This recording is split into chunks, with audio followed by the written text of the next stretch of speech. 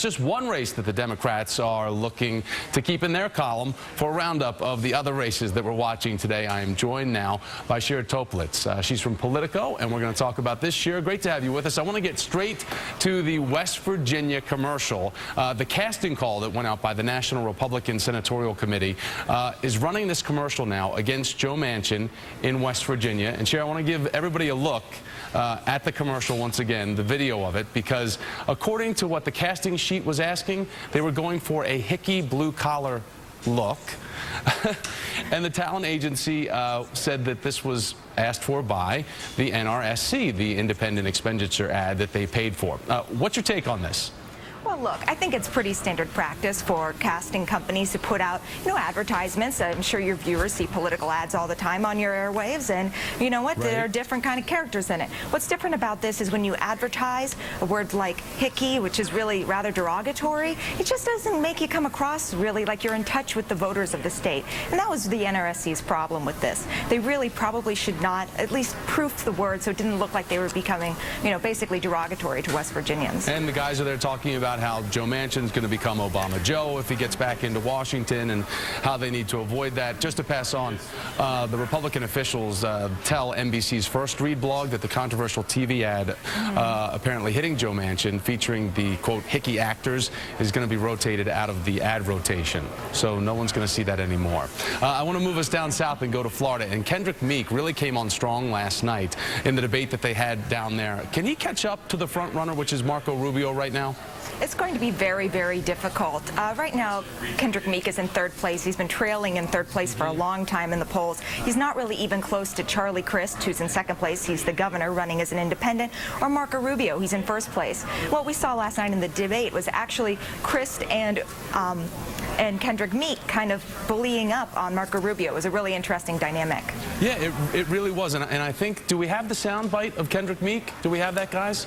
We don't have that. Okay, I just wanted to make sure. But Shira, apparently Meek really gave probably a more impressive performance than what people have seen in the past. And there are still 4 more debates before now and November 2nd. Isn't that a lot? That is a lot, but it's a very competitive contest. A lot of people are watching it. There are 10 debates going on in Colorado. It's that time of year again. All right, so let's move on up to Connecticut and talk about the debate that they had there. And this was, just as fresh as this morning, the second debate. And basically, this is Blumenthal and McMahon talking back and forth, and basically going on the party lines here.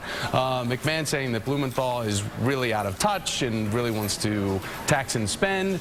McMahon, on the other hand, for Blumenthal, he's saying that she doesn't know what she's talking about, and just saying that she just wants to stick with the Bush-era tax cuts. Right. I think the attack lines in this campaign are pretty obvious to us right now. McMahon keeps hitting Blumenthal on jobs, jobs, jobs. Yes, did she represent the WWE for several decades? Sure, but she doesn't like voters to think of it that way. She wants voters to think of her as a job creator. Blumenthal, by contrast, would like voters to think of McMahon as the head of the WWE, this company that's released some, not so family-friendly, shall we say, material. That's his tagline over and over again. And yeah, they've been fighting about it. They fought about it this morning, and they'll fight about it in their next debate too, I'm sure of it. And Shira, the funny thing is, though, no one can debate that the wrestling that McMahon was running was profitable, though.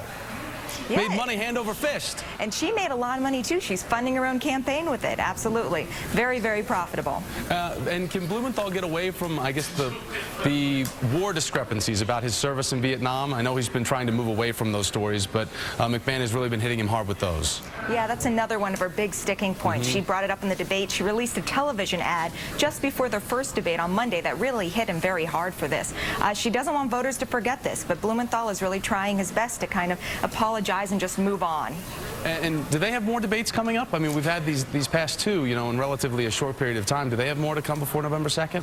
My understanding is there's one more debate coming up, and we'll see. We'll see if it's going to be just as spunky as this one. Cage match, something like that. All right, Shira. Absolutely. Thanks so much, Shira Toplitz from Politico. We appreciate it. Thanks for having me.